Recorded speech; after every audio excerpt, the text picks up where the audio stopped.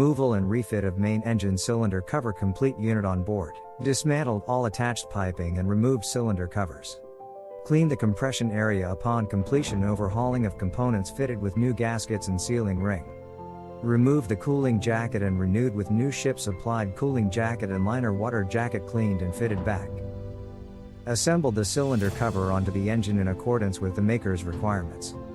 Removal and refit of main engine cylinder liner on board and overhaul. Removed all lubricator quills pipes and lifted out the cylinder liner from the engine.